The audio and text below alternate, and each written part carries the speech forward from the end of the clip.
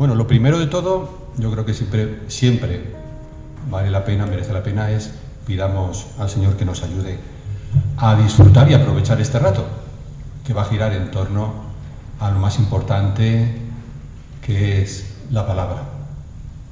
En este caso, que nos llega a través de este gran apóstol, San Pablo. En el nombre del Padre, y del Hijo, y del Espíritu Santo. Te bendecimos por este regalo, por el regalo de Saulo de Tarso, por el regalo de su conversión y de su magisterio, por el tesoro de sus cartas y de su vida y de su intercesión. Y te pedimos que Él mismo nos asista.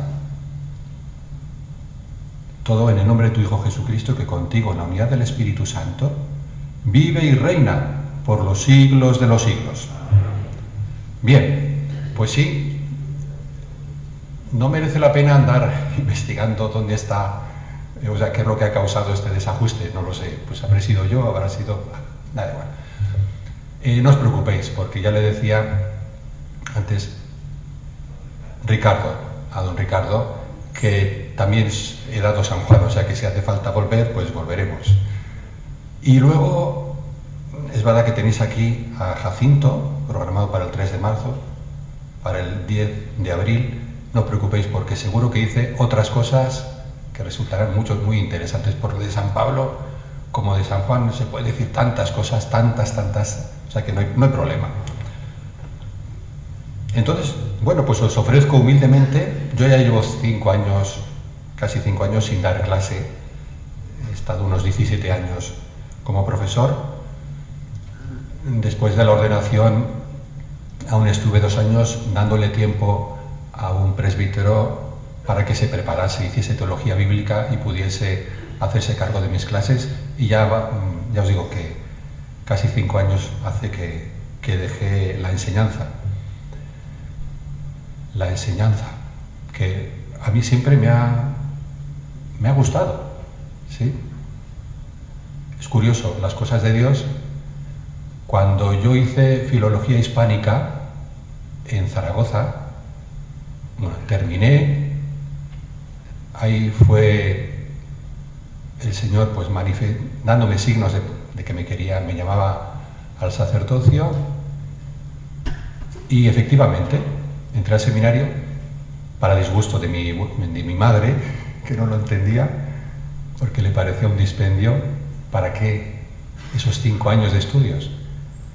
Y aparentemente pues era algo que no había servido para nada, pero Dios en su divina providencia, a los 3 años de la ordenación, pues el obispo me pidió que fuese a Roma a estudiar Sagrada Escritura. Entonces dices, ahora encaja filología como base, una buena base para el estudio de las Sagradas Escrituras. Eso es, tantas veces nos sorprende el Señor. Entonces, lo de catas paulinas, no es una errata, no es que falte la R, cartas paulinas, sino lo que quiero ofreceros son unas catas. Me explico, no es la cata del vino, es la cata del arqueólogo. Los arqueólogos, cuando quieren investigar si en un sitio hay algunas ruinas interesantes o hasta dónde ha habido ahí asentamientos, lo que hacen son catas. No excavan todo a la vez, sino que escogen un terreno, 1 metro por 1 metro, 2 metros por 2 metros, y van excavando, y ahí van distinguiendo, pues descubriendo los distintos niveles. Pues esa es mi intención, abrir unas pequeñas catas en el gran solar, magnífico solar de la experiencia y el pensamiento de San Pablo. Experiencia y pensamiento reflejados en sus cartas, obviamente. Hay que empezar recordando algo obvio, y es que la mayor parte, casi todas las cartas de San Pablo son escritos de circunstancias.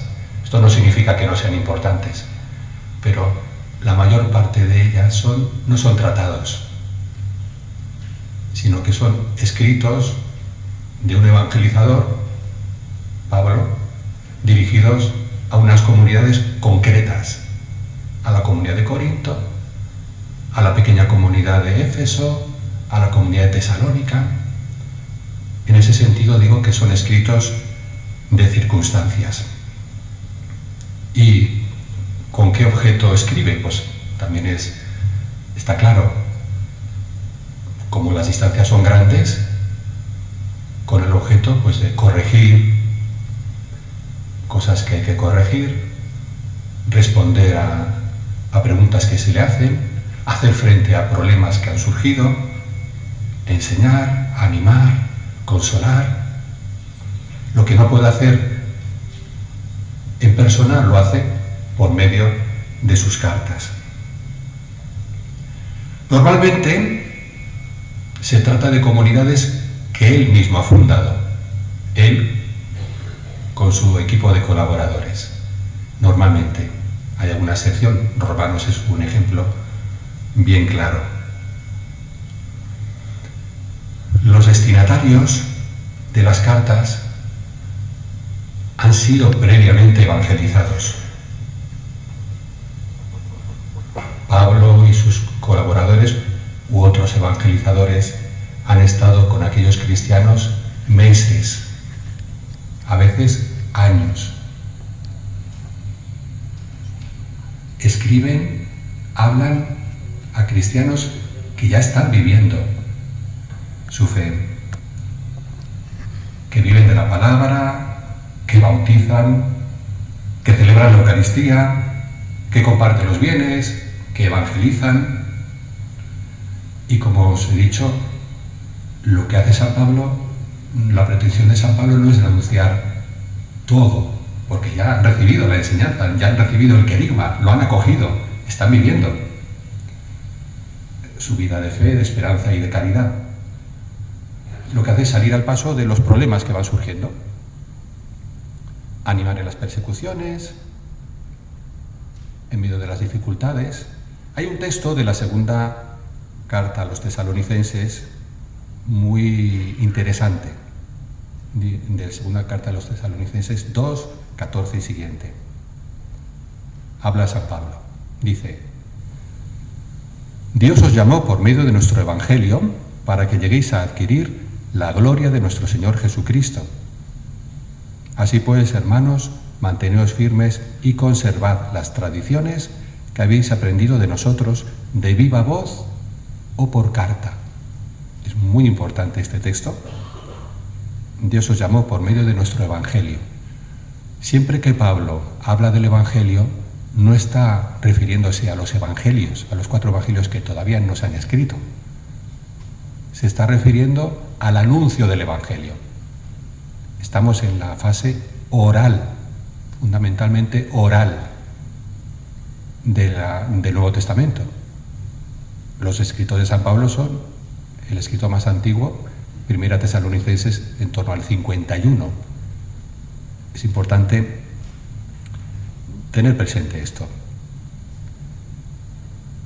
Manteneos firmes y conservad las tradiciones que habéis aprendido de nosotros, de viva voz o por carta.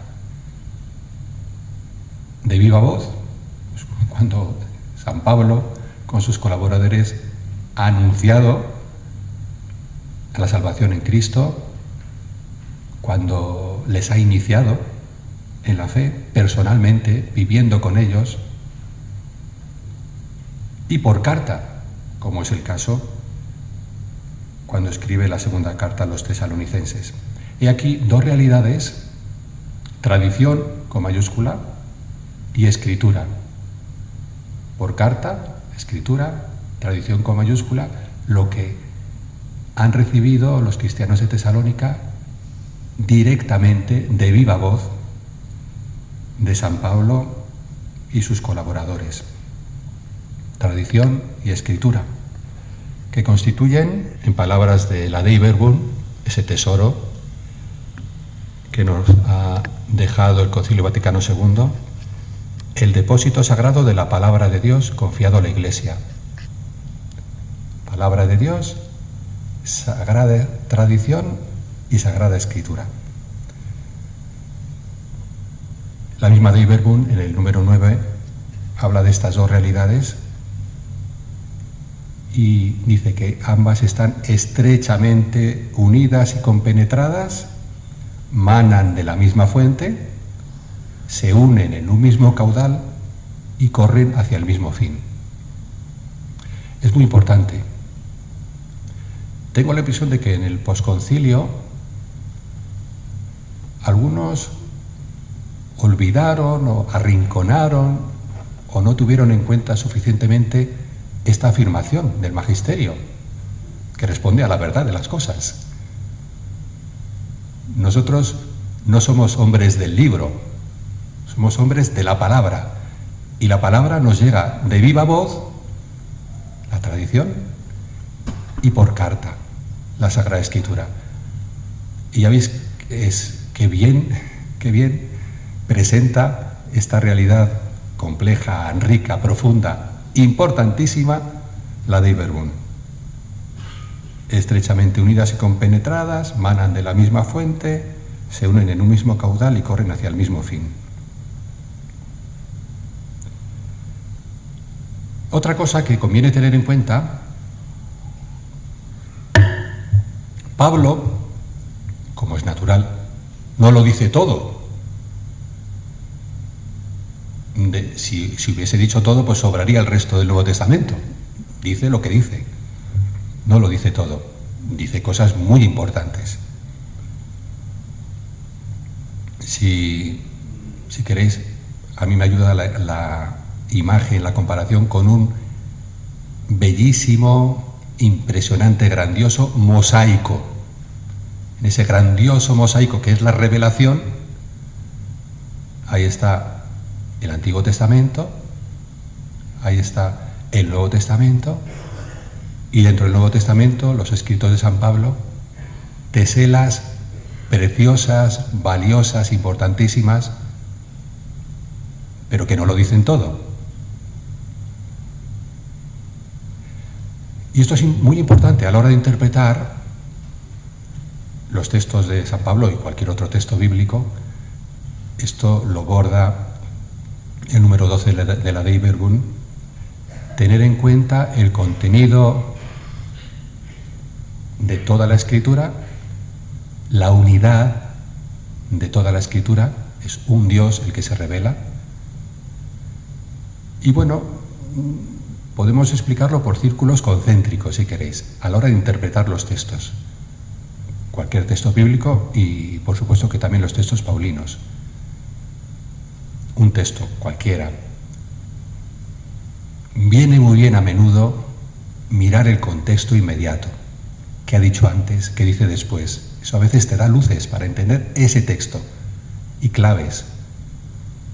A veces, bueno, siempre viene muy bien el conocimiento de todo, de la carta completa, de los escritos paulinos, teniendo en cuenta también el conjunto de los escritos neotestamentarios, el conjunto de la Sagrada Escritura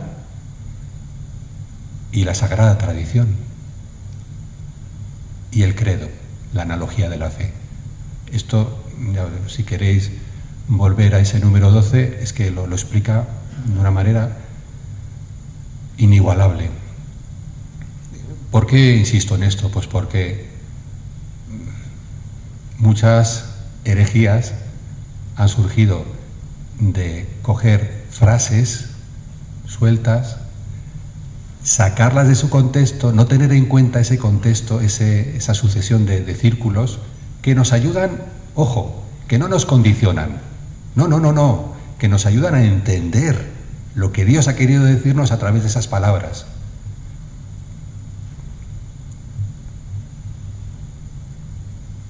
Muy, muy importante. Como siempre que escuchamos la palabra de Dios, al acercarnos a los textos de San Pablo, hemos de comenzar haciéndonos la pregunta más elemental.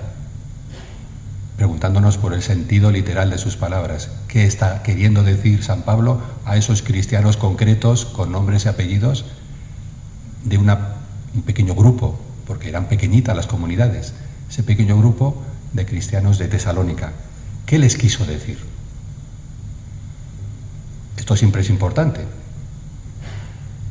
Y tenemos numerosas ayudas, pues en general ya la formación que ha recibido, las introducciones a los libros que tenemos en nuestras Biblias, también puede ser comentarios, las notas a pie de página, los pasajes paralelos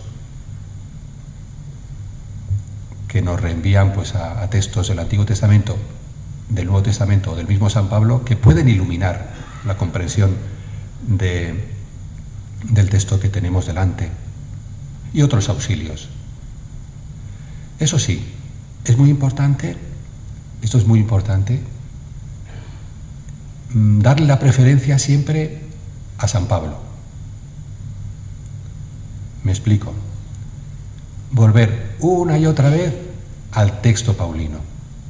Puedes leer un comentario, puedes leer un auxilio litúrgico, puedes leer lo que quieras, pero eso es útil solo en la medida en que te ayuda a volver al texto con alguna clave nueva y comprender el texto paulino. Pero es el texto el que hay que leer y releer, meditar y volver a leer. Es muy importante, porque de esa manera evitamos el hablar de oídas. Lo que me pueda decir el estudioso X es interesante si me ayuda a entender lo que me quiere decir el Señor a mí a través del apóstol. Si no sirve para eso, no sirve para nada. Y comprendido el sentido de ese texto paulino concreto, que a veces los hay bien difíciles, bien complejos, al menos así de primeras, viene la pregunta, la siguiente pregunta, después de qué quiso decir San Pablo a aquellas personas concretas, ¿qué me está queriendo decir hoy a mí? También al predicador. Esto es muy importante, ¿eh? Luego ya, si te habla a ti, estarás en condiciones de exponerlo, de exponer esa enseñanza con autoridad, como quien se ha sentido movido, iluminado, consolado por esa palabra. Es muy importante. ¿Por qué? Porque si cuesta, es verdad, esta especie como de cuerpo a cuerpo con San Pablo, de cuerpo a cuerpo con el texto. Yo no sé, me imagino que lo haréis. A mí me ayuda particularmente el leer los textos y dejarlos reposar. Volver a leerlos y dejarlos reposar. Volver a leerlos y dejarlos reposar. Siempre pidiendo al Espíritu Santo, ¿eh? Esto no es un adorno. El Espíritu Santo es lo principal. Sin el Espíritu Santo no entramos, nos quedamos en la corteza. Sin el Espíritu Santo podremos dar lecciones más o menos, pero no una palabra viva, encendida. Y es verdad que estas lecturas pausadas y con cierta distancia en el tiempo te sorprenden. O sea, ves un poco lo que sabemos en teoría, lo sabemos en teoría. La palabra de Dios es viva y eficaz, pero a veces se nos olvida. Y es verdad, tú escuchas, acoges esa palabra, siempre en clima de oración. Esa palabra opera, que está viva y es eficaz. Y cuando vuelves a leerla, dices, ahí va, fíjate, ves cosas que antes no habías visto. Se te va, es como una flor que está cerrada y que se va abriendo, pero no haciéndole violencia, sino entrando en humildad y volviendo.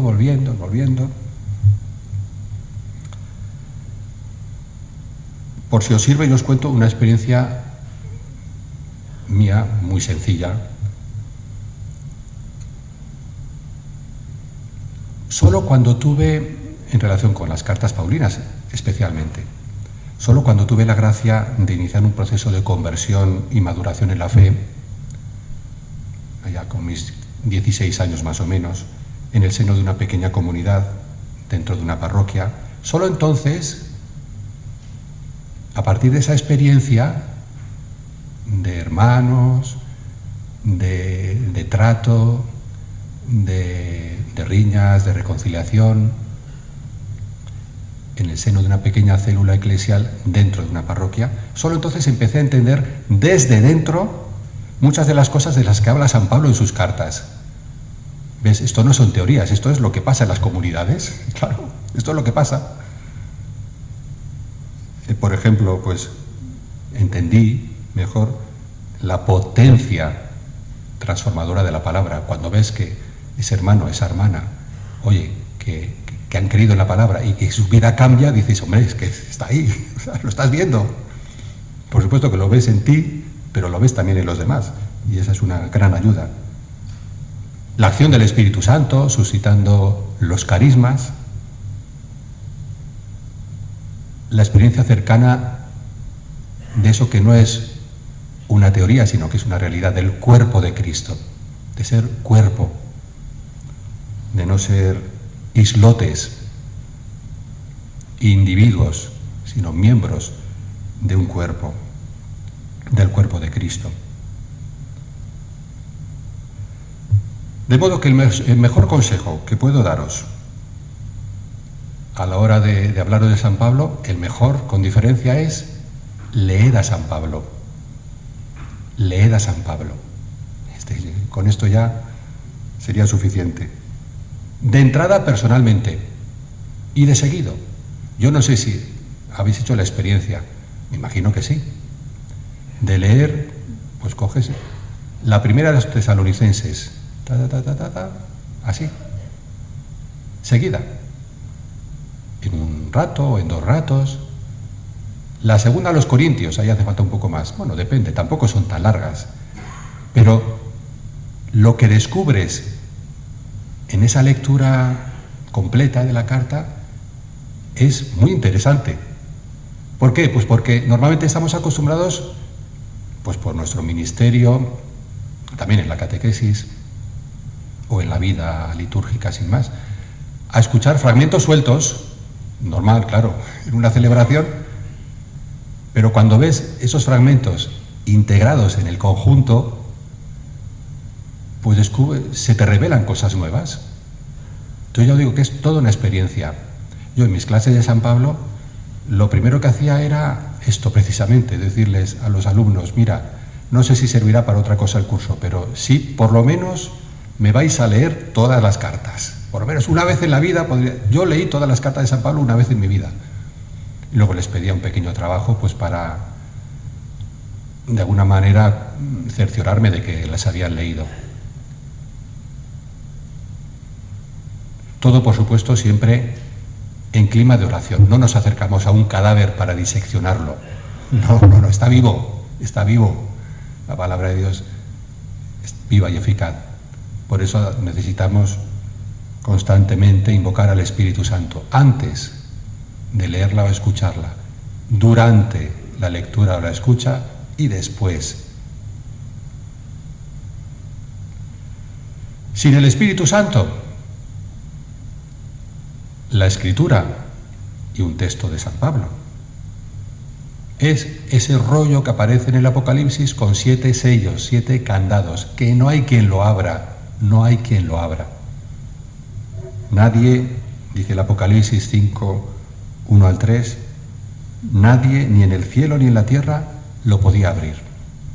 Lo abrirá el Cordero para nosotros. Otro tema también, a la hora de afrontar esta lectura de seguido, continua, de las cartas de San Pablo, que de verdad que vale la pena, Otro consejo es el de no pretender entenderlo todo. Pues habrá cosas que no te preocupes, tú léela incompleta, no te preocupes.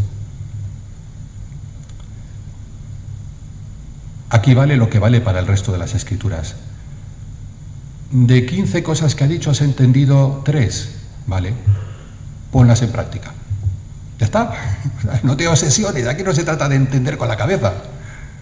Esas 3 cosas, no, pues no, ni 3, oye, pues una, que me da igual.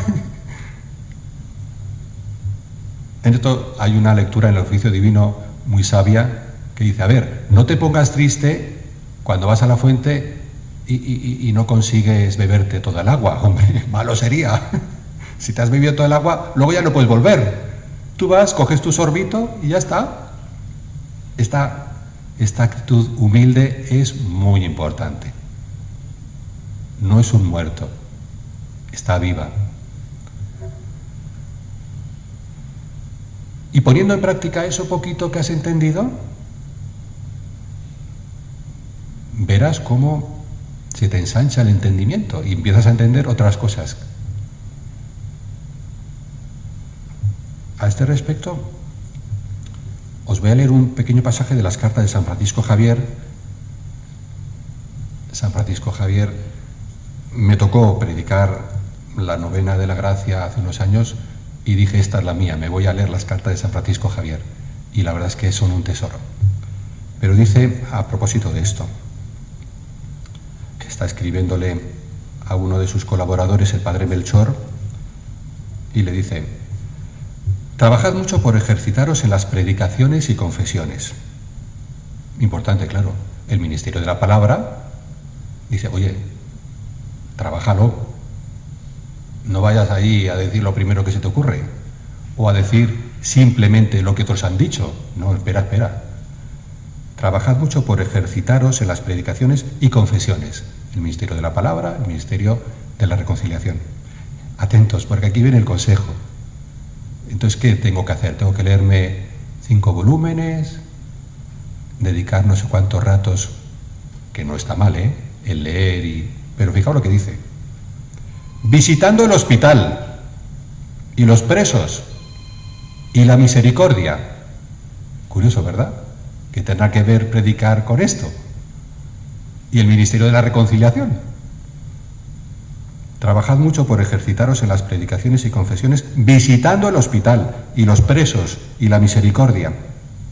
Haciendo estas cosas con humildad y caridad. Haciendo esas cosas con humildad y caridad, Dios os acreditará con el pueblo. Aunque no tengáis gracia en predicar, haréis mucho fruto. Qué sabiduría, ¿eh? Y yo es que es verdad. A mí me ayuda cuando leía las cartas de San Francisco Javier y lees las vidas de tantos santos, ves que pierden mucho tiempo, perder entre comillas, pero mucho tiempo dedicado a los enfermos, a escuchar, a visitar. Aparentemente dices, hombre, pues, pero no es perder el tiempo, que va, es ganar. Y fijaos que 2 cosas que aparentemente no tienen mucho que ver, lo tienen todo. Ese poquito que has entendido, ponlo en práctica y tu predicación o tu catequesis o tus palabras tendrán otra fuerza, que no es la tuya, sino que es la de la palabra, que has recibido y que reflejas, que intentas transmitir humildemente.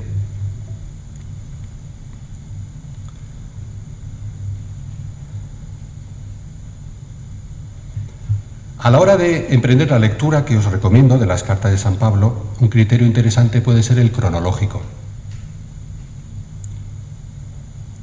El orden vendría a ser más o menos el siguiente. Os indico, todo esto es aproximado siempre, el que ofrece la Biblia de Jerusalén. 1 Tesalonicenses, 2 Tesalonicenses, Gálatas, Filipenses, las 2 de los Corintios, Romanos, Colosenses, Efesios, Filemón, las 2, 1 de Timoteo, Tito y 2 de Timoteo. ¿Son de San Pablo todas las cartas que se le atribuyen? Pues la mayor parte de los estudiosos considera auténticas significa que proceden directamente, más que de la pluma, de la boca de San Pablo, porque él normalmente las dictaba las cartas. Eso queda reflejado en alguna de las cartas. Pues estas 7, Primera Tesalonicenses, Gálatas, Filipenses, Primera y Segunda Corintios, Romanos y Filemón. La segunda, los Tesalonicenses, Colosenses y Efesios, bueno, ahí discuten las autoridades. Algunos las consideran deuteropaulinas, las habría escrito algún discípulo de San Pablo, y otros pues no dudan en adjudicárselas directamente a San Pablo. Y algo parecido sucede también con las pastorales. Pues hay opiniones para todos los gustos, aunque parecen más bien recoger la enseñanza de San Pablo y exponerla, y esto hecho por discípulos de San Pablo. Y ya por abarcar un poco todo el corpus paulino, ¿qué decir de Hebreos? Pues Hebreos, por la teología que nos presenta, la forma de presentar el anuncio de la salvación, el lenguaje empleado, no parece provenir directamente de San Pablo. Eso parece... Con todo, a mí me parece, es una opinión mía, huele, por expresar una expresión, por utilizar una expresión así gráfica, huele a San Pablo. Algún discípulo habría recogido la riqueza de su magisterio, presentándola de una forma nueva y muy original. Bien, dejamos esta parte introductoria y pasamos al segundo punto, algunos nombres de la salvación en Cristo. Para San Pablo, bueno, la salvación es lo más grande. Yo lo comparo pues a un diamante. Imaginaos un diamante, una piedra preciosa con muchas caras, que es una única cosa, pero que tiene como muchos aspectos, que no es fácil presentar, no es fácil hablar de ella con una sola imagen o con un solo concepto. Vamos a ver algunas de las imágenes, de las expresiones que utiliza San Pablo para referirse pues, a lo más importante, que es la salvación en Cristo. Y empezamos con la justificación.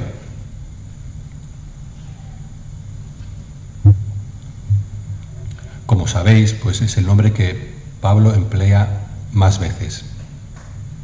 La justificación, justificados por la fe. En el Antiguo Testamento, este concepto, el concepto de justicia, en el contexto de la alianza mosaica, ¿a qué se refiere? Pues se refiere al hombre que se atiene, que observa los preceptos de la ley. El justo es el que observa, el que intenta vivir según la voluntad de Dios manifestada en la ley. Os recuerdo que esta palabra da pie a engaño. Ley con mayúscula es Torá, el Pentateuco, el corazón de la antigua alianza. Eso hay que tenerlo presente. Ley, literalmente, la Torá literalmente significa enseñanza. Una enseñanza que nos llega, esto es muy importante, porque si no, ley lo asociamos a preceptos legales y no entendemos. Enseñanza que nos llega a través de unas enseñanzas, por ejemplo el Decálogo, y a través de toda esa historia de salvación que nos presenta el Pentateuco. Las dos cosas, hechos y palabras. Hechos y palabras. Y ese conjunto, esa enseñanza, esa revelación, el corazón de esa revelación en el Antiguo Testamento es la Torá, el Pentateuco. O la traducción corriente de Torá es ley, pero ley con mayúscula. El Antiguo Testamento deja constancia de que esto de observar la ley, de vivir según la voluntad de Dios manifestada en la ley, en la Escritura, en la Torá, que no es nada fácil. Hay algún texto que manifiesta pues la enorme dificultad, por no decir imposibilidad, de vivir esa justicia. por ejemplo, de Job 4, 17 al 19, ¿puede un mortal ser justo ante Dios? Pero es que un mortal puede ser justo ante Dios. ¿Puro un hombre ante su Hacedor? Si ni siquiera confía en sus siervos y hasta en sus ángeles percibe defectos, ¿qué decir de los que viven entre adobes, en casas construidas sobre el polvo? Manifiesta esta sensación, pero bueno, pero es que es posible vivir según la ley, en plenitud a fondo, enteramente, la voluntad de Dios manifestada en la ley. ¿Es posible? ¿Puede un mortal ser justo ante Dios?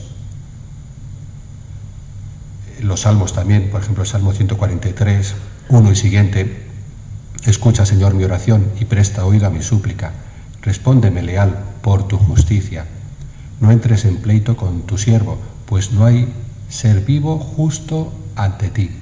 No hay ser vivo justo ante ti. Ante textos como estos, algunos se han preguntado: ¿no le pasaría a San Pablo algo de esto? Un poco para explicar, porque es muy difícil explicar la conversión de San Pablo. O sea, es que es una cosa... Yo suelo poner esta comparación, permitidme, es una comparación de andar por casa, pero imaginaos Pablo Iglesias, ¿no? Y que mañana, oye, que el Cristo se me ha manifestado, me ha dicho esto y esto, a ver quién le cree. Eso le pasó a Saulo, no le creía a nadie. Dice, pero hombre, que es imposible, hombre, que no. Pues eso más todavía. Entonces, ya digo que algunos, para intentar explicar lo inexplicable, porque es que no, a ver, que es que de ser un hombre que está convencido de que el Evangelio, el cristianismo es un cáncer que va a arruinar, que está haciendo mucho daño al judaísmo, a descubrir que no, que es la salvación, pues algunos decían, pues igual es que el bueno de Saulo ya vivía pues con esta angustia interior de no poder cumplir la ley. Entonces esto como que habría servido de preparación. Pero resulta que, y esto siempre hay que hacerlo, tú formula todas las teorías que quieras, pero luego hay que contrastarlas con Pablo. Volver a escuchar a Pablo. Y le escuchamos a Pablo y de esto nada. Fijaos lo que dice en Filipenses. Si algún otro cree poder confiar en la carne, más yo. Lo de la carne ahora lo explica en qué consiste. Circuncidado al 8º día, del linaje de Israel, de la tribu de Benjamín, hebreo e hijo de hebreos. En cuanto a la ley, fariseo. En cuanto al celo, perseguidor de la iglesia. En cuanto a la justicia de la ley, intachable. Hay que hacerle caso a Pablo y no a las teorías que no casan con lo que dice Pablo. Él vivía, no tenía ningún tipo de... aquí no aparece ningún tipo de angustia o de... No. Fijaos, está muy orgulloso de ser hijo de hebreo, nieto de hebreos. En cuanto a la ley, la Torá, la revelación hecha a Moisés. Fariseo, atentos, significa practicante, alguien que se toma en serio su fe. O sea, permitidme la comparación aquí, seremos nosotros, fariseos, en este sentido, de que intentamos vivir nuestra fe, en ese sentido lo dice, En cuanto a la ley, en cuanto a vivir la alianza mosaica, vamos, practicante, celoso. En cuanto al celo, perseguidor de la Iglesia, o sea, que va más allá. O sea, no solo es un hombre que quiere ser un buen judío, no solo, es que además otros se quedan de brazos, pero él, al ver amenazada la fe de sus padres, no se queda quieto y persigue a los que considera que son una amenaza para la integridad y la pureza de esa fe. O sea, aquí es un plus de implicación, un plus de amor a la ley. Y terminaba diciendo, esto es Filipenses 3, 4 al 6. En cuanto a la justicia de la ley, intachable. Como os digo, aquí no aparece por ningún lado un Pablo atormentado ese Pablo que algunos se han imaginado. Todo es cuestión de luz. Yo así me lo imagino y así intento explicarlo. Todo es cuestión de luz. Con la luz que tenía antes del encuentro con Cristo en el camino de Damasco, veía lo que veía. Pero cuando la luz, con mayúscula, la luz de Cristo, irrumpe en su vida, todo cambia. Escuchémosle a él mismo, sigue diciendo: lo que para mí era ganancia, lo he juzgado pérdida a causa de Cristo. Y más aún, juzgo que todo es pérdida ante la sublimidad del conocimiento de Cristo Jesús. Conocimiento de Cristo Jesús no es solo esto, no, es esto también. Amistad, relación, entrega, obediencia. Todo es pérdida ante la sublimidad del conocimiento de Cristo Jesús. Amor, por supuesto. Mi Señor, por quien perdí todas las cosas y las tengo por basura para ganar a Cristo y ser hallado en Él, no con la justicia mía, la que viene de la ley, sino la que viene por la fe en Cristo, la justicia que viene de Dios apoyada en la fe. Es un texto densísimo, Filipenses 3, 7 al 9. Por si os sirve, yo me lo represento de esta manera.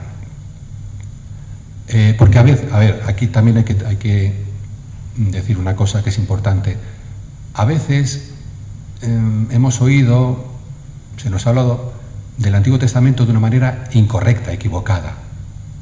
O sea, como que, bueno, pues los judíos contemporáneos de Jesús y de San Pablo pues eran unos hipócritas y estaban aferrados a la ley para arriba y la ley para abajo, pero la ley, ojo, la ley, la Torá. No es verdad. O sea, para ensalzar la novedad del Nuevo Testamento no necesitamos denigrar lo antiguo o descalificar lo que no. En el Antiguo Testamento está muy presente la salvación, muy presente la compasión, muy presente el Dios que perdona, que llama, que no quiere la muerte del pecador, sino que se convierta y viva. Pero, y esta es la comparación que a mí me resulta útil, como todas tiene sus límites, pero pensad en el sol y la luna. La luna, especialmente cuando es luna llena, ilumina. Esto lo saben muy bien los militares. En una noche de luna llena te ven. Hay que coger una noche en la que no haya luna. La luna ilumina. O sea, puedes ver, puedes andar. No es como el día. Bueno, es una comparación, insisto. Esto vendría a ser el hombre en la antigua alianza. Tiene luz, pero no es la plenitud de la luz. Y esa luna está anunciando, está reflejando primero, ya está reflejando la luz del sol, que todavía no lo ves. Y está anunciando, preparando, prefigurando el Antiguo Testamento y la luna de alguna manera, el despertar, el amanecer del sol que nace de lo alto de Cristo. De esta manera, que es una manera muy de andar por casa, pero yo creo que útil, o sea, no descalificamos ni minusvaloramos en absoluto la riqueza del Antiguo Testamento, pero es verdad que Cristo, claro, es la novedad, es lo que estaba anunciando y preparando, y es una luz pues incomparablemente más espléndida, más profunda. Bien, por si sirve. Este encuentro con Cristo, esta experiencia profunda de la misericordia de Dios, porque él lo dice en alguna de sus cartas, yo era, soy el último de los últimos, yo he perseguido a la iglesia, o sea, he metido en la cárcel, estaba cuando lo de Esteban, sí, estaba allí, guardando la ropa, y aprobaba de corazón la ejecución de aquel indeseable que estaba poniendo en peligro la fe de nuestros padres. Y claro, de repente encontrarse ante este Cristo resucitado y este amor que le acoge, que no le juzga, que le perdona, pues es que le descoloca totalmente. Y a esta luz, bajo esta luz, descubre San Pablo dos cosas muy importantes. Primera, el grado de sometimiento de la entera humanidad al pecado, judíos y gentiles, y él por supuesto incluido.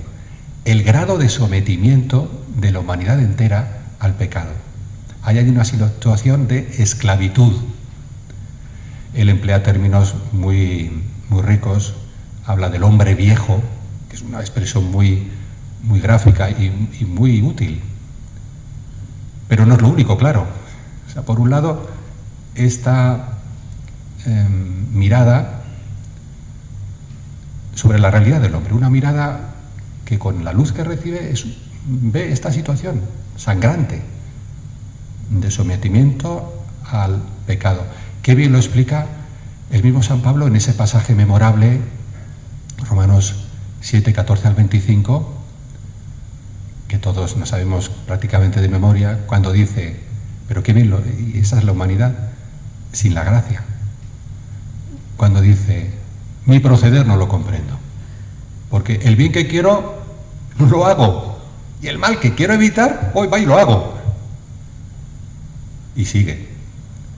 Pues esa es la situación en la que él se descubre y en la que descubre a la humanidad. Pero claro, luego está la otra gran revelación, y es el poder liberador de la entrega de Cristo por nosotros, de la Pascua de Cristo, de su muerte redentora, el poder liberador de esa humanidad sometida a la esclavitud. Hay un texto de Romanos 3, 21 al 24, muy denso, dice así, pero ahora, independientemente de la ley, la Torá, la justicia de Dios se ha manifestado atestiguada por la ley y los profetas.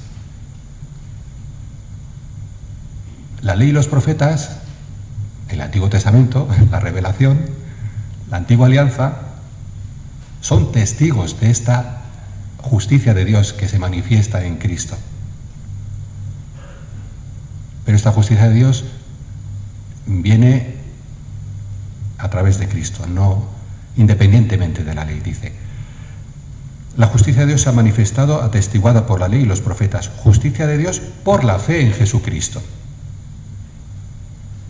Por la fe en Jesucristo. O sea, ese grado de transformación, ese grado, esa posibilidad de vivir la alianza, esa posibilidad de observar la ley en cuanto a expresión de la voluntad de Dios, que tantos textos del Antiguo Testamento dicen esto no es posible, no supera, pues en Cristo Jesús es posible.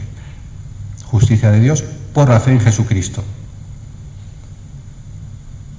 Pues no hay diferencia, todos pecaron, judíos y gentiles, y están privados de la gloria de Dios, y son justificados por el don de su gracia. Bien, permitidme una pequeña incursión, dejamos un momento a San Pablo y nos fijamos un momento solo en esta palabra en el Antiguo Testamento, esta palabra justicia, hacer justicia, el justo. En hebreo suena así, tzedek o tzedaká, justicia. Y se refiere normalmente pues al modo en que el Señor juzga a Israel, hace justicia, o juzga a los opresores, a los pueblos que oprimen al pueblo de Israel. El justo es el que se ajusta a la voluntad de Dios. Pero hay un dato. Esta justicia, bueno, pues todo la entendemos, pues Dios premia al justo, al que hace el bien, castiga al que hace el mal. Después del exilio, esta palabra, tzedek, justicia, adquiere un matiz nuevo. Fijaos en este texto de Isaías. Es muy importante este matiz porque es el que va a predominar en la teología de San Pablo y en el Nuevo Testamento. Dice el Señor por boca de Isaías: yo hago acercarse mi justicia, no está lejos. Mi salvación no tardará. La justicia de Dios, nos está diciendo Isaías, es salvación. Dios hace justicia salvando, ofreciendo su salvación. Es lo que se llama, ya sabéis, el paralelismo sinonímico, muy frecuente en toda la literatura bíblica, especialmente en los salmos y en las obras poéticas. El decir lo mismo en dos frases. Nosotros tenemos la rima y otros recursos, pues ellos, este paralelismo sinonímico que luego ayuda mucho. Yo hago acercarse mi justicia, no está lejos, mi salvación no tardará. Justicia igual a salvación, justicia de Dios. Pues partiendo de este matiz que adquiere el término tzedek, San Pablo contempla a Dios ofreciendo su salvación de esta manera, en forma de justificación gratuita por la fe en Jesucristo. Justificación, ya vamos a ir viendo qué consiste, cuál es el contenido de esta expresión. La justicia de Dios, justificados por la fe en Jesucristo, justificados por su pasión, muerte y resurrección. Cristo ha conseguido para nosotros, culpables, una sentencia de absolución.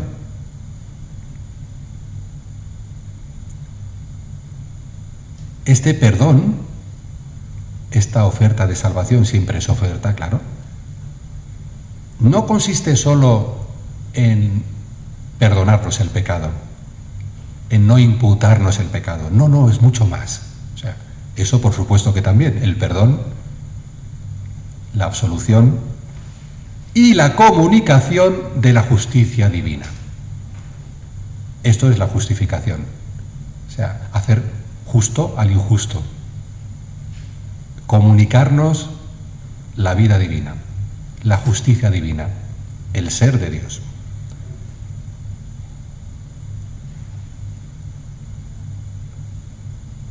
Por la fe en Jesucristo.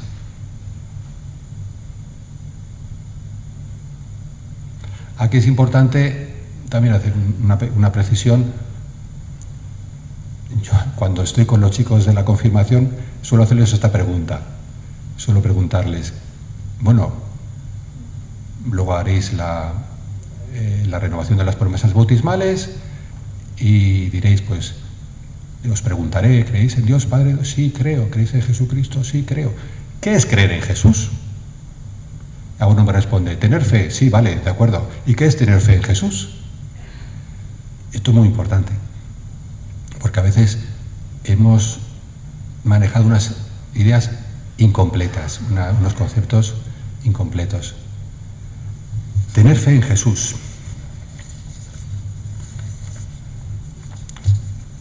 Fijaos estas palabras de Benedicto XVI en una audiencia del 19 de noviembre del 2008. Dice, la fe es mirar a Cristo, confiar en Cristo, vivir unido a Cristo, conformar la propia vida con la de Cristo, penetrar en su amor. Esto es muy importante, que nosotros lo tengamos claro y que ayudemos a los que el Señor nos encomienda su cuidado a descubrir esto, que la fe es relación, amistad, conocimiento. Yo les suelo decir además, y tú te fías para cosas importantes, realmente importantes, te fías de lo que te diga un desconocido. No. ¿Por qué? Pues porque no lo conozco. Pues lo mismo, conoced a Cristo, leed las Escrituras, les digo. Si no, no podréis tener esa fe, amistad, relación, confianza, sumisión, obediencia.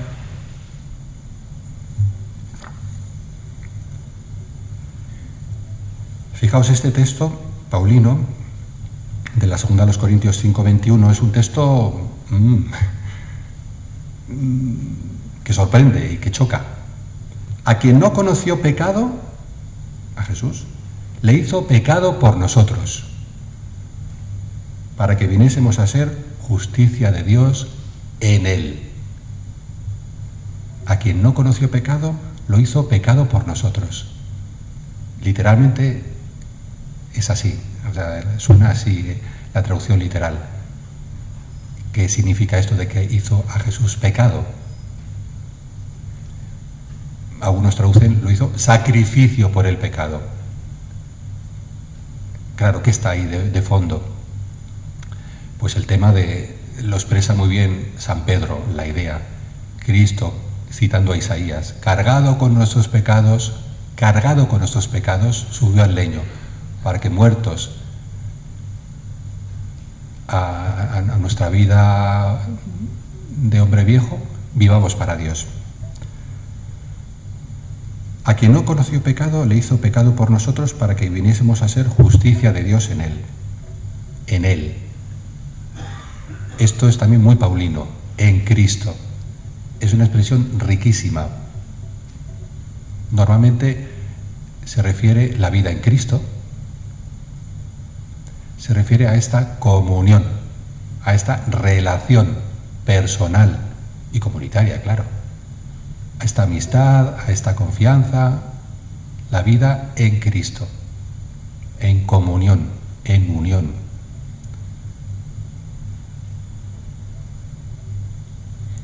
A la hora de profundizar en este importante concepto paulino, el de la justificación, también nos ayuda el mirar otros textos neotestamentarios. A mí, personalmente, me parece muy iluminador el texto de Mateo 5:20 y siguientes.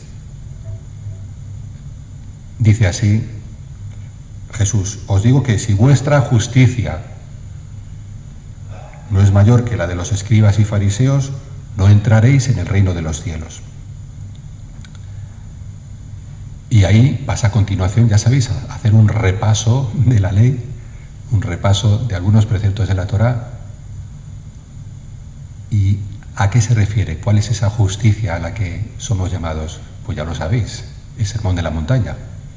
Amad a vuestros enemigos, bendecid a los que os persiguen, rezad por los que os odian. Esa es la justicia de Dios. El hombre nuevo, la nueva creación, la vida en Cristo, la vida en el Espíritu Santo, eso es la justificación. Algo que ni tú ni yo podemos alcanzar a base de estudios solo, o a base de esfuerzos ascéticos solo, ni principalmente. Gratuito, esto es lo que más nos cuesta. Nos cuesta mucho. Parece increíble, ¿verdad? Pero tendría que ser lo más sencillo y es lo que más nos cuesta. Entender y acoger. Los profetas lo han anunciado en esos oráculos admirables de Ezequiel, de Jeremías. Por ejemplo, de Jeremías, digo, esta justicia de Dios, esta obra de Dios que nos hace justos. Justos en el sentido de justificados, perdonados, reconciliados. Dice Jeremías 31:33, pondré mi ley en su interior y sobre sus corazones la escribiré. Esto es lo que anuncia Jeremías y esto es lo que vemos cumplido en Cristo, por la fe. El poder tener la ley con mayúscula, la revelación, la palabra de Dios, ahí escrita en el corazón, no como algo externo que desde fuera me dice lo que tengo que hacer, sino como esta transformación que hace posible que yo viva, que me salga a perdonar, que me salga a hacer el bien, que salga con naturalidad. Es un don, pero esto es la justificación. A esto estamos llamados.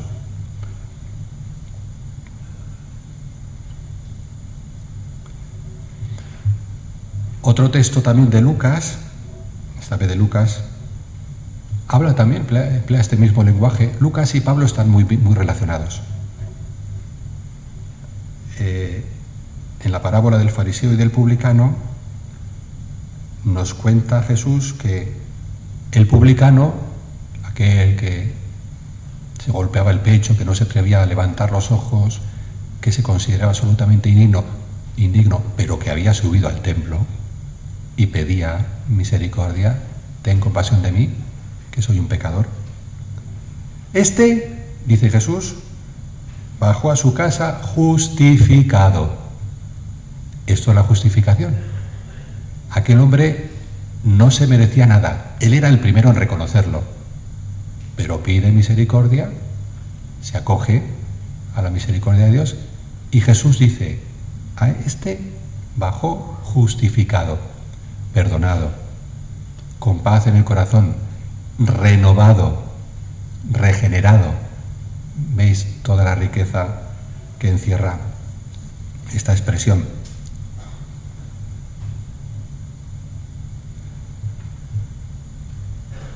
Bien, ¿sabéis? Bueno, son casi cuarto, igual interrumpimos ahora, luego seguimos. Si hay materia, si no, bueno, yo me imagino que sí. Dejamos 15 minutos, me ha dicho antes Ricardo, para si queréis hacer alguna pregunta. Y yo, si puedo responder, os respondo, y si no, pues no respondo.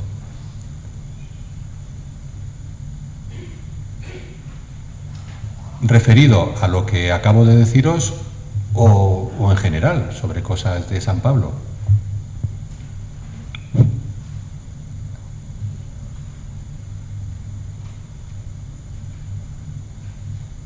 Hace falta algún valiente, siempre en estas ocasiones hace falta algún valiente.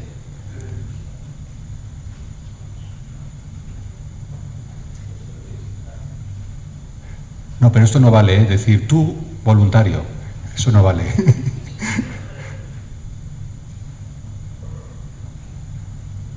No, si no, no pasa nada, ¿eh? Sí. Vale, sí, seguimos a 6:30. Luego, como hay una segunda sesión después del descanso, pues con toda confianza me preguntáis y yo con toda confianza pues haré lo que pueda. Bien, un tema importante que le dio bastante que hacer a San Pablo, que fue también difícil de afrontar y de hacer un discernimiento para la primera comunidad, los primeros cristianos, es el tema de los judaizantes. Os recuerdo en qué consiste. Ya sabéis, al principio la comunidad de Jerusalén estaba conformada por judíos. El 100% de los miembros de la comunidad eran judíos, normal.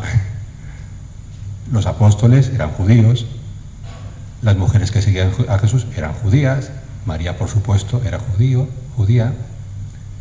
Pero, como bien sabéis, en un momento dado, el Espíritu Santo inspira la predicación a los no judíos. En Antioquía, por un lado, luego está la experiencia de Pedro con Cornelio, y aquello fue una novedad increíble. Esto San Pablo lo refleja muy bien en sus cartas, porque era algo inimaginable. O sea, es que los judíos dividían el mundo en dos partes: los judíos y todos los demás, los gentiles, los no judíos. Y eran como dos realidades irreconciliables. Entonces ya os digo que supuso una novedad enorme, que no es de extrañar que causase perplejidad en muchos. A nosotros nos parece lo más normal, pero no era lo más normal. Esto se lo va revelando el Señor a su iglesia poco a poco. Entonces, ¿qué pasó? Pues surgen problemas prácticos, claro, y un problema muy serio que surgió era este. Vamos a ver, el Lucio, que es un gentil, que no es judío, y que ha pedido entrar en la comunidad, ha pedido el bautismo, ¿qué hacemos con él? ¿Tiene que hacerse judío para llegar a ser cristiano? ¿Tiene que ser circuncidado y seguir las observancias de la ley para llegar a ser cristiano? Esta es la pregunta. No era sencillo, ¿eh? No era nada sencillo.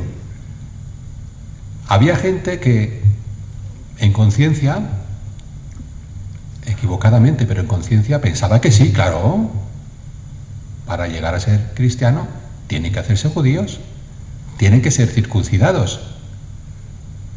Y aquí San Pablo, San Pedro por su lado también, y la Iglesia en ese primer concilio, no era sencillo. No era sencillo porque tuvieron que reunirse, rezar, hablar. San Pablo lo vio muy claro. Dijo, no, a ver, para ser cristiano no hace falta hacerse judío, no hace falta ser circuncidado. Pues bien, aquello fue una lucha seria, porque había judaizantes. Los judaizantes eran cristianos bautizados, pero que estaban convencidos de lo que os estoy diciendo, de que tenían que ser circuncidados los que desde fuera, desde los no judíos que querían entrar en la Iglesia, y dieron bastante guerra. Pero fijaos que la divina providencia, qué maravilla, porque esta circunstancia concreta, muy concreta, que no se da ya, que hace muchos siglos que no se da, pero fue providencial. ¿Por qué? Porque San Pablo se tuvo que emplear a fondo en este tema. Y ahí está, entre otros textos, Gálatas y Romanos. Esas dos joyas se las debemos, por así decirlo, a los judaizantes. Pues porque Pablo pues tuvo que poner los puntos sobre las íes y dejar claro que no. Que Cristo ha dado su vida por todos, circuncidados y no circuncidados, y que no hacía falta hacerse judío para llegar a ser cristiano. Dicho así de una forma muy simple, muy sencilla.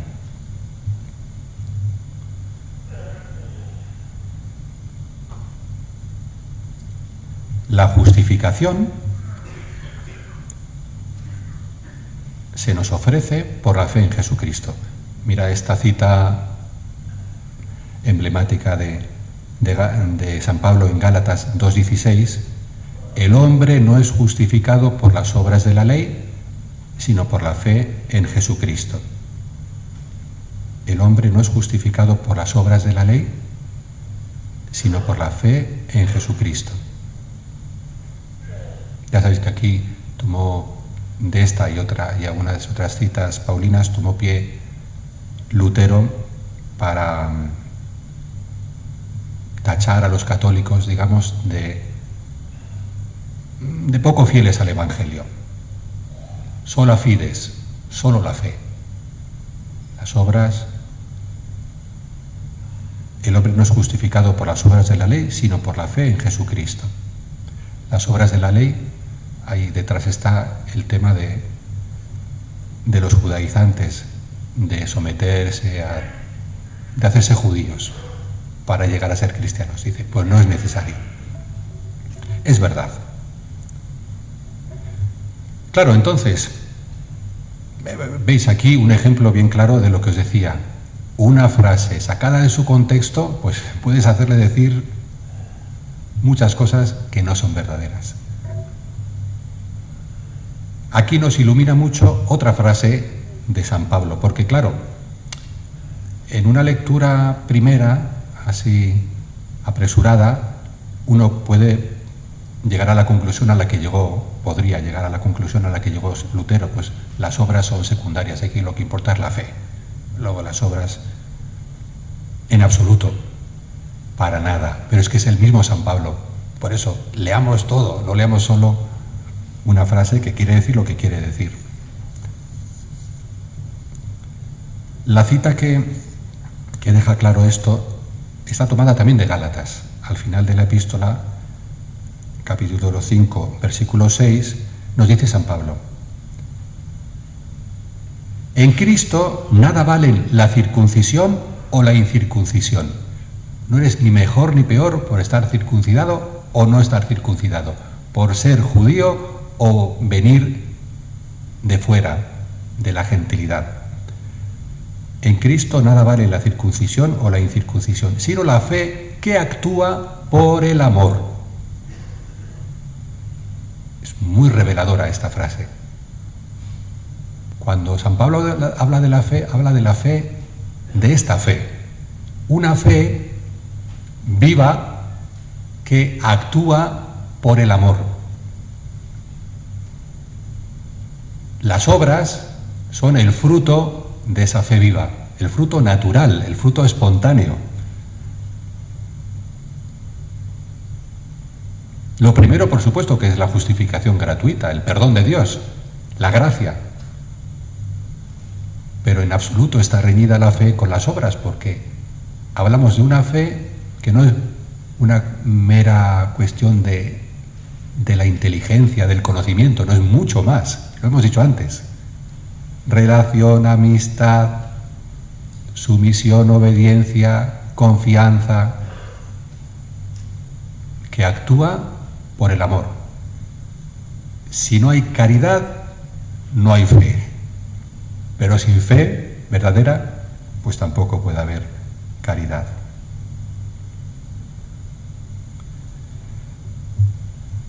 Por si a alguno le interesa, ya sabéis, seguro, en este campo hemos avanzado mucho en nuestra relación con los protestantes y en el tema de qué entendemos, católicos y luteranos concretamente, por justificación.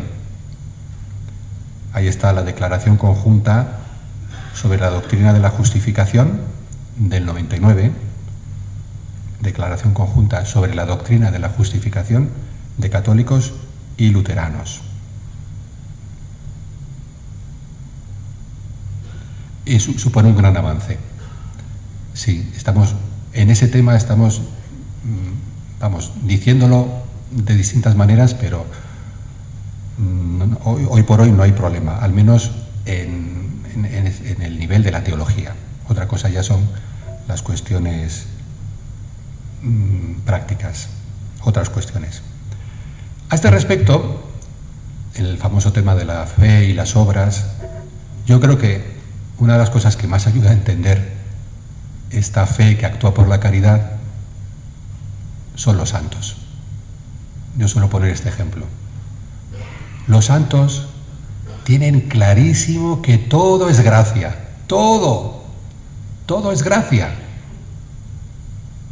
Pero eso no les mueve, no les conduce a bajar los brazos y bueno, como todo es gracia, todo lo contrario, se dejan la piel. Las dos cosas.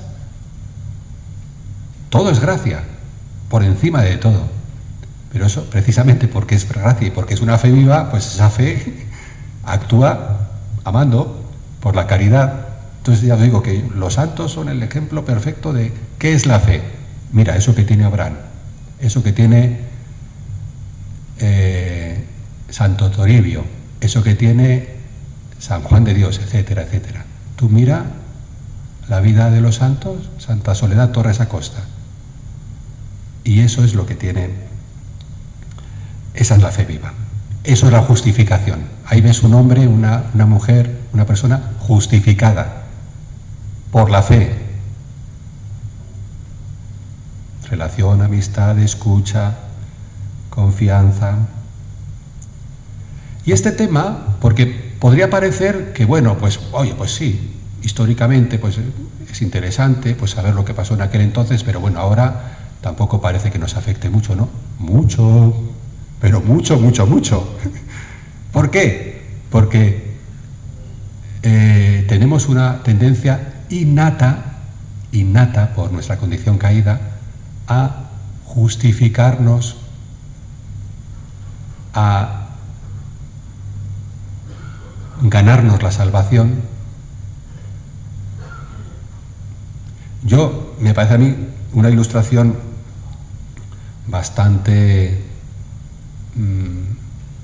clara de este peligro que tenemos, especialmente nosotros, los que estamos más cerca del Señor, los que celebramos los sacramentos, los que escuchamos la palabra de Dios, los que vivimos en comunidad, especialmente. Y esto lo ilustra muy bien, esta tentación de la autojustificación, del sí, de pensar que en el fondo, el que saca las castañas del fuego soy yo. Y el que, bueno, pues Dios te da las instrucciones, pero luego eres tú el que es una visión muy, muy pobre, muy incompleta. La parábola del fariseo y del publicano otra vez. Yo creo que lo ilustra muy bien. Y es un aviso para navegantes. El fariseo, olvidaos de la palabra fariseo, aquel hombre es un hombre, un religioso, una religiosa, un sacerdote, lo que queráis, practicante. No es un malhechor. No. Va a misa, reza el rosario, en las procesiones, ayuna, comparte sus bienes. Solo le falta una cosa. Y ahí está ese peligro que os digo, porque nos acecha especialmente a nosotros, los que estamos así más cerca del Señor. Que todo eso le sirve para juzgar al hermano. Aquí está la piedra de toque, el juicio. ¿Cómo se nota si yo he sido justificado por la fe? Si yo vivo de la fe viva. En que no juzgo, porque soy consciente de que yo no me merecía nada. El Señor me ha perdonado lo imperdonable. Entonces, ¿cómo voy a juzgar yo a nadie? Y a la inversa. Aquel hombre, recordáis, ¿no?, que decía, te doy gracias pues por todo lo que soy, porque no soy como otros que roban, que matan, que hacen cosas terribles, o como ese publicano. Ahí es donde ya se ve lo que hay en ese corazón. Lo que hay en ese corazón es mucho hombre viejo, adornado, tapado, disimulado, pero mucho hombre viejo, a ponerme medallas. Y insisto en esto porque lo de los juicios, fijaos en lo que insiste el Papa Francisco, y es que es muy importante. Cada vez que yo juzgo, estoy considerándome superior al hermano. Es decir, soy un antievangelio. El mismo Pablo dice, considerando a los demás superiores a ti. Pero no como quien hace teatro, sino como quien tiene una experiencia profunda de su realidad, de su miseria, de su condición de servidumbre y de la salvación que se nos ofrece en Cristo Jesús. Por eso ya os digo que esto de la justificación, de la justicia de Dios por la fe, por la relación con Cristo, por la escucha y la acogida de su palabra, por la acogida de sus sacramentos, es plenamente actual. Y ahora sí, hay que descansar, que llevamos ya un buen rato, Hala, retomamos luego.